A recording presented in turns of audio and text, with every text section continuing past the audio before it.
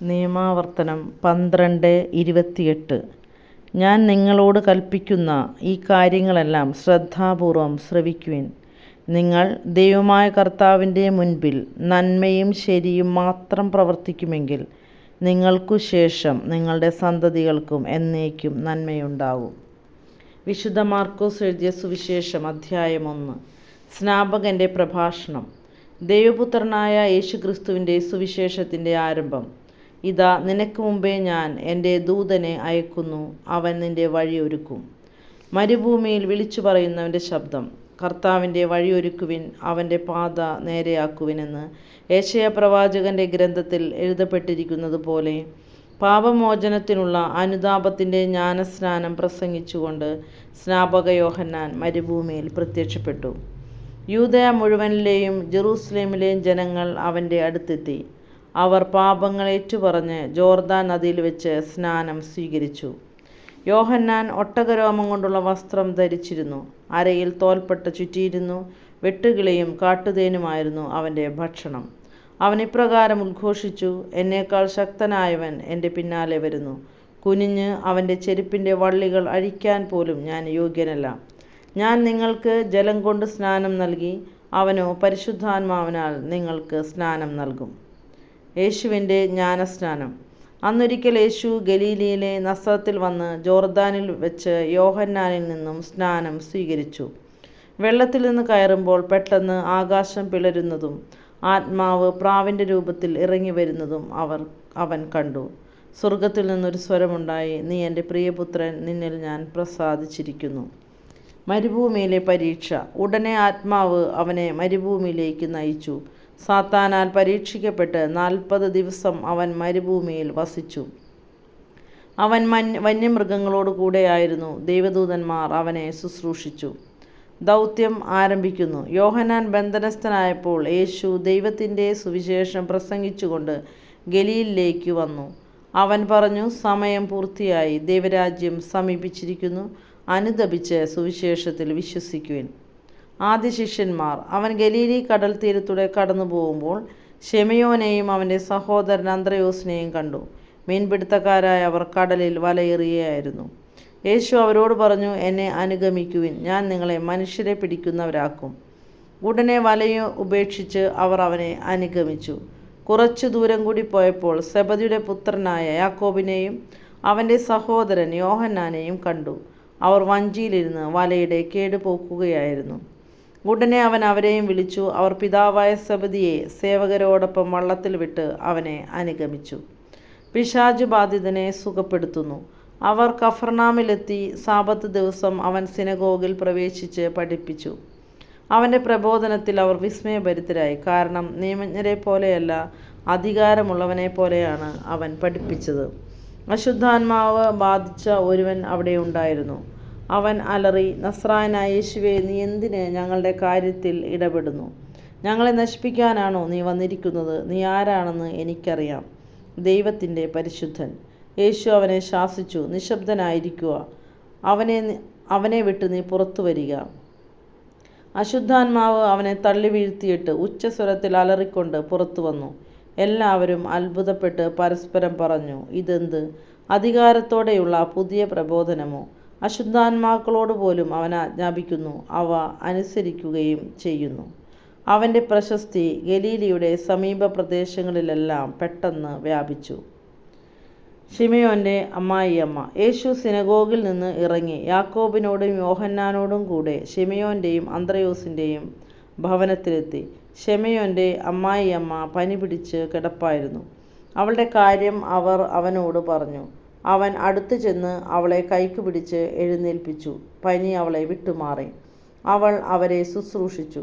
അന്ന് വൈകുന്നേരം സൂര്യാസ്തമയമായപ്പോൾ രോഗികളും പിശാച് ബാധിതരുമായ എല്ലാവരെയും അവർ അവൻ്റെ അടുത്ത് കൊണ്ടുവന്നു. നഗരവാസികളെല്ലാം വാതിൽക്കൽ സമ്മേളിച്ചു. വിവിധ രോഗങ്ങൾ ബാധിച്ചിരുന്ന വളരെ പേരെ അവൻ സുഖപ്പെടുത്തി. അനേകം പിശാചുക്കളെ പുറത്താക്കി. പിശാചുക്കൾ തന്നെ അറിഞ്ഞിരുന്നതുകൊണ്ട് സംസാരിക്കാൻ അവരെ അവൻ അനുവദിച്ചില്ല. സിനഗോഗുകളിൽ പ്രസംഗിക്കുന്നു. അതിരാവിലെ അവൻ ഉണർന്ന് ഒരു വിജന സ്ഥലത്തേക്ക് പോയി. അവിടെ അവൻ പ്രാർത്ഥിച്ചുകൊണ്ടിരുന്നു. ശിമയോനും കൂടെയുണ്ടായിരുന്നവരും അവനെ തേടി പുറപ്പെട്ടു. കണ്ടെത്തിയപ്പോൾ അവർ പറഞ്ഞു, എല്ലാവരും നിന്നെ അന്വേഷിക്കുന്നു. അവൻ പറഞ്ഞു, നമുക്ക് അടുത്ത പട്ടണങ്ങളിലേക്ക് പോകാം, അവിടെയും എനിക്ക് പ്രസംഗിക്കേണ്ടിയിരിക്കുന്നു. അതിനാണ് ഞാൻ വന്നിരിക്കുന്നത്. സിനഗോഗുകളിൽ പ്രസംഗിച്ചുകൊണ്ടും പിശാചുകളെ പുറത്താക്കിക്കൊണ്ടും അവൻ ഗലീലയിലുടനീളം സഞ്ചരിച്ചു. കുഷ്ഠരോഗിയെ സുഖപ്പെടുത്തുന്നു. ഒരു കുഷ്ഠരോഗി അവൻ്റെ അടുത്തെത്തി മുട്ടുകുത്തി അപേക്ഷിച്ചു, അങ്ങേക്ക് മനസ്സുണ്ടെങ്കിൽ എന്നെ ശുദ്ധനാക്കാൻ കഴിയും. അവൻ കരുണ തോന്നി കൈ നീട്ടി അവനെ സ്പർശിച്ചുകൊണ്ട് പറഞ്ഞു, എനിക്ക് മനസ്സുണ്ട്, നിനക്ക് ശുദ്ധിയുണ്ടാകട്ടെ.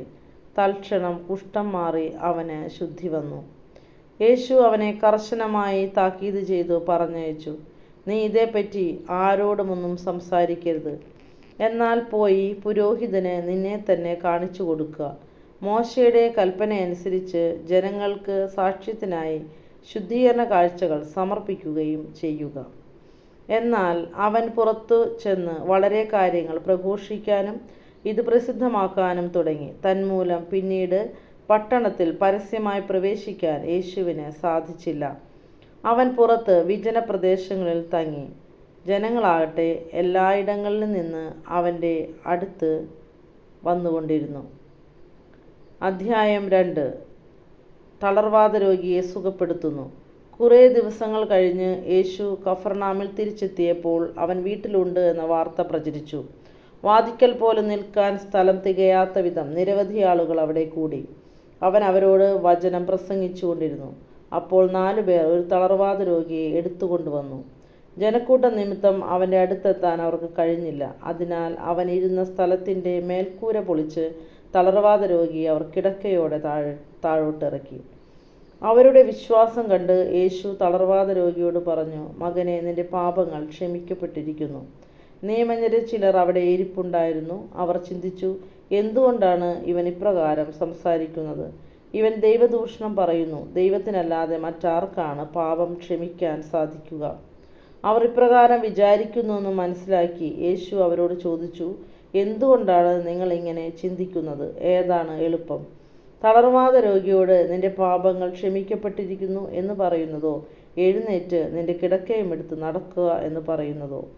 എന്നാൽ ഭൂമിയിൽ പാപങ്ങൾ ക്ഷമിക്കാൻ മനുഷ്യപുത്രന് അധികാരമുണ്ടെന്ന് നിങ്ങൾ അറിയേണ്ടതിന് അവൻ തളർവാദ രോഗിയോട് പറഞ്ഞു, ഞാൻ നിന്നോട് പറയുന്നു, എഴുന്നേറ്റ് നിന്റെ കിടക്കയും എടുത്ത് വീട്ടിലേക്ക് പോവുക.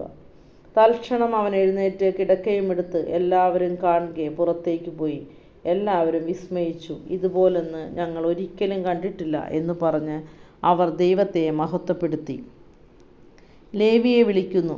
യേശു വീണ്ടും കടൽ തീരത്തേക്ക് പോയി. ജനക്കൂട്ടം അവൻ്റെ അടുത്തെത്തി. അവൻ അവരെ പഠിപ്പിച്ചു.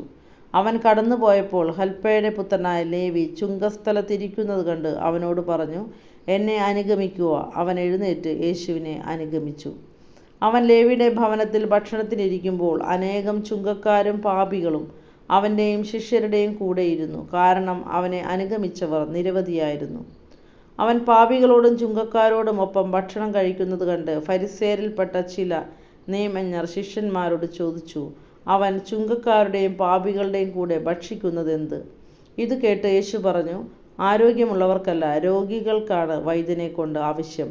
നീതിമാന്മാരെയല്ല, പാപികളെ വിളിക്കാനാണ് ഞാൻ വന്നത്. ഉപവാസത്തെ സംബന്ധിച്ച് തർക്കം.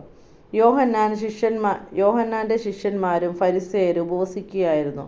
ആളുകൾ വന്ന് യേശുവിനോട് ചോദിച്ചു, യോഹന്നാൻ്റെയും ഫരിസേയരുടെയും ശിഷ്യന്മാർ ഉപവസിക്കുകയും നിന്റെ ശിഷ്യന്മാർ ഉപവസിക്കാതിരിക്കുകയും ചെയ്യുന്നത് എന്തുകൊണ്ട്? യേശു പറഞ്ഞു, മണവാളൻ കൂടെയുള്ളപ്പോൾ മണവറത്തോഴർക്ക് ഉപവസിക്കാൻ സാധിക്കുമോ? മണവാളൻ കൂടെ ഉള്ളിടത്തോളം കാലം അവർക്ക് ഉപവസിക്കാനാവില്ല. മണവാളൻ അവരിൽ നിന്ന് അകറ്റപ്പെടുന്ന കാലം വരും, അന്ന് അവർ ഉപവസിക്കും. ആരും പഴയ വസ്ത്രത്തിൽ പുതിയ കഷ്ണം തുന്നിപ്പിടിപ്പിക്കാറില്ല. അങ്ങനെ ചെയ്താൽ തുന്നിച്ചേർത്ത കഷ്ണം അതിൽ നിന്ന് കീറിപ്പോരുകയും കീറൽ വലുതാവുകയും ചെയ്യും. ആരും പുതിയ വീഞ്ഞ് പഴയ തോൽക്കുടങ്ങൾ ഒഴിച്ചു വയ്ക്കാറില്ല. അങ്ങനെ ചെയ്താൽ തോൽക്കുടങ്ങൾ പിളരുകയും വീഞ്ഞും തോൽക്കുടങ്ങളും നഷ്ടപ്പെടുകയും ചെയ്യും. പുതിയ വീഞ്ഞിന് പുതിയ തോൽക്കുടങ്ങൾ വേണം. സാബത്ത് ആചരണത്തെക്കുറിച്ച് വിവാദം. ഒരു സാബത്ത് ദിവസം അവൻ വിളഞ്ഞുകിടക്കുന്നൊരു വയലിലൂടെ പോവുകയായിരുന്നു. പോകുമ്പോൾ ശിഷ്യന്മാർ കതിരുകൾ പറിക്കാൻ തുടങ്ങി. ഫരിസേയർ അവനോട് പറഞ്ഞു, സാബത്തിൽ നിഷിദ്ധമായത് അവർ ചെയ്യുന്നത് എന്തുകൊണ്ട്? അവൻ ചോദിച്ചു, ദാവീദും അനുചരന്മാരും കൈവശമൊന്നുമില്ലാതെ വിശന്നു വലഞ്ഞപ്പോൾ എന്തു ചെയ്തുവെന്ന് നിങ്ങൾ വായിച്ചിട്ടില്ലേ? അബിയാഥാർ പ്രധാന പുരോഹിതനായിരിക്കെ ദാവീദ് ദേവാലയത്തിൽ പ്രവേശിച്ച് പുരോഹിതന്മാർക്കല്ലാതെ മറ്റാർക്കും ഭക്ഷിക്കാൻ അനുവാദമില്ലാത്ത കാഴ്ചയപ്പം ഭക്ഷിക്കുകയും കൂടെയുണ്ടായിരുന്നവർക്ക് കൊടുക്കുകയും ചെയ്തില്ലേ? അവൻ അവരോട് പറഞ്ഞു, സാബത്ത് മനുഷ്യന് വേണ്ടിയാണ്, മനുഷ്യൻ സാബത്തിന് വേണ്ടിയല്ല. മനുഷ്യപുത്രൻ സാബത്തിൻ്റെയും കർത്താവാണ്. അധ്യായം 3. സാബത്തിൽ രോഗശാന്തി. യേശു വീണ്ടും സിനഗോഗിൽ പ്രവേശിച്ച് കൈ ശോഷിച്ച ഒരാൾ അവിടെ ഉണ്ടായിരുന്നു. യേശുവിൽ കുറ്റം ആരോപിക്കുന്നതിന് വേണ്ടി സാബത്തിൽ അവൻ രോഗശാന്തി നൽകുമോ എന്നറിയാൻ അവർ ഉറ്റുനോക്കിക്കൊണ്ടിരുന്നു. കൈ ശോഷിച്ചവനോട് അവൻ പറഞ്ഞു, എഴുന്നേറ്റ് നടുവിലേക്ക് വരൂ. അനന്തരം അവൻ അവരോട് ചോദിച്ചു, സാബത്തിൽ നന്മ ചെയ്യുന്നതോ തിന്മ ചെയ്യുന്നതോ, ജീവൻ രക്ഷിക്കുന്നതോ നശിപ്പിക്കുന്നതോ ഏതാണ് നിയമാനുസൃതം? അവർ നിശബ്ദരായിരുന്നു. അവരെ ഹൃദയകാഠിന്യത്തിൽ ദുഃഖിച്ച് അവരെ ക്രോധത്തോടെ നോക്കിക്കൊണ്ട് യേശു അവനോട് പറഞ്ഞു, കൈ നീട്ടുക. അവൻ കൈ നീട്ടി, അത് സുഖപ്പെട്ടു. ഫരിസേയർ ഉടനെ പുറത്തേക്കിറങ്ങി യേശുവിനെ നശിപ്പിക്കുവാൻ വേണ്ടി ഹെരോദസ് പക്ഷക്കാരുമായി ആലോചന നടത്തി. കടൽ തീരത്തെ അത്ഭുതങ്ങൾ. യേശു ശിഷ്യന്മാരോടുകൂടെ കടൽ തീരത്തേക്ക് പോയി. ഗലീലയിൽ നിന്ന് ഒരു വലിയ ജനക്കൂട്ടം അവനെ അനുഗമിച്ചു. യൂദ, ജെറൂസലേം, ഇദുമേയ എന്നിവിടങ്ങളിൽ നിന്നും, ജോർദാൻ്റെ മറുകരയിൽ നിന്നും, ടൈർ, സീദോൻ എന്നിവിടെ പരിസരങ്ങളിൽ നിന്നും ധാരാളം ആളുകൾ അവൻ്റെ പ്രവൃത്തികളെക്കുറിച്ച് കേട്ട് അവൻ്റെ അടുത്തെത്തി. ആൾത്തിരക്കിൽപ്പെട്ട് ഞെരുങ്ങാതിരിക്കുന്നതിന് അവൻ ശിഷ്യന്മാരോട് ഒരു വള്ളം ഒരുക്കി നിർത്താൻ ആവശ്യപ്പെട്ടു. എന്തെന്നാൽ അവൻ പലർക്കും രോഗശാന്തി നൽകിയതുമൂലം രോഗമുണ്ടായിരുന്നവരെല്ലാം അവനെ സ്പർശിക്കാൻ തിക്കിത്തിരക്കി കൊണ്ടിരുന്നു. അശുദ്ധാത്മാക്കൾ അവനെ കണ്ടപ്പോൾ അവൻ്റെ മുമ്പിൽ വീണ്, നീ ദൈവപുത്രനാണ് എന്ന് വിളിച്ചു പറഞ്ഞു. തന്നെ വെളിപ്പെടുത്തരുതെന്ന് അവൻ അവയ്ക്ക് കർശനമായ താക്കീത് നൽകി. അപ്പസ്തോലന്മാരെ തെരഞ്ഞെടുക്കുന്നു. പിന്നെ അവൻ മലമുകളിലേക്ക് കയറി തനിക്കിഷ്ടമുള്ളവരെ അടുത്തേക്ക് വിളിച്ചു. അവർ അവൻ്റെ സമീപത്തേക്ക് ചെന്നു. തന്നോടുകൂടെ ആയിരിക്കുന്നതിനും പ്രസംഗിക്കാൻ അയക്കുന്നതിനും പിശാചുക്കളെ ബഹിഷ്കരിക്കാൻ അധികാരം നൽകുന്നതിനുമായി അവൻ 12 പേരെ നിയോഗിച്ചു. അവർ പത്രോസ് എന്ന് അവൻ പേര് നൽകിയ ശിമയോൻ, ഇടിമുഴക്കത്തിൻ്റെ പുത്രന്മാർ എന്നർത്ഥമുള്ള ബോവനർഗസ് എന്ന പേര് നൽകിയ സെബദി പുത്രന്മാരായ യാക്കോബും സഹോദരൻ യോഹന്നാനും, അന്ത്രയോസ്, ഫിലിപ്പോസ്, ബർത്തലോമിയ, മത്തായി, തോമസ്, ഹൽപ്പയുടെ പുത്രൻ യാക്കോബ്, തദേവൂസ്, കാനാൻകാരനായ ശിമയോൻ, യേശുവിന് ഒറ്റിക്കൊടുത്ത യൂദാസ്കറിയോത്ത. യേശുവും ബെൽസെബൂലും. അനന്തരം അവനൊരു ഭവനത്തിൽ പ്രവേശിച്ചു. ജനങ്ങൾ വീണ്ടും വന്നുകൂടിക്കൊണ്ടിരുന്നു. തന്മൂലം ഭക്ഷണം കഴിക്കാൻ പോലും അവർക്ക് കഴിഞ്ഞില്ല. അവൻ്റെ സ്വന്തക്കാർ ഇത് കേട്ട് അവനെ പിടിച്ചുകൊണ്ടു പോകാൻ പുറപ്പെട്ടു. കാരണം അവന് സുബോധം നഷ്ടപ്പെട്ടിരിക്കുന്നുവെന്ന് അവർ കേട്ടിരുന്നു. ജെറൂസലേമിൽ നിന്ന് വന്ന നിയമജ്ഞർ പറഞ്ഞു, അവനെ ബെൽസെബൂൽ ആവേശിച്ചിരിക്കുന്നു. പിശാചുക്കളുടെ തലവനെ കൊണ്ടാണ് അവൻ പിശാചുക്കളെ പുറത്താക്കുന്നത്. അവൻ അവരെ അടുത്ത് വിളിച്ച് ഉപമകൾ വഴി അവരോട് പറഞ്ഞു, സാത്താൻ എങ്ങനെയാണ് സാത്താനെ പുറത്താക്കാൻ കഴിയുക? അന്തശ്ചിത്രമുള്ള രാജ്യം നിലനിൽക്കുകയില്ല, അന്തശ്ചിത്രമുള്ള ഭവനവും നിലനിൽക്കുകയില്ല. സാത്താൻ തനിക്ക് തന്നെ എതിരായി തല ഉയർത്തുകയും ഭിന്നിക്കുകയും ചെയ്താൽ അവന് നിലനിൽക്കുക സാധ്യമല്ല. അത് അവൻ്റെ അവസാനമായിരിക്കും. ശക്തനായ ഒരുവൻ്റെ ഭവനത്തിൽ പ്രവേശിച്ച് വസ്തുക്കൾ കവർച്ച ചെയ്യണമെങ്കിൽ ആദ്യമേ അവനെ ബന്ധിക്കണം. അതിനുശേഷമേ കവർച്ച നടത്താൻ കഴിയൂ. സത്യമായി ഞാൻ നിങ്ങളോട് പറയുന്നു, മനുഷ്യമക്കളുടെ എല്ലാ പാപങ്ങളും അവർ പറയുന്ന ദൂഷണങ്ങളും ക്ഷമിക്കപ്പെടും.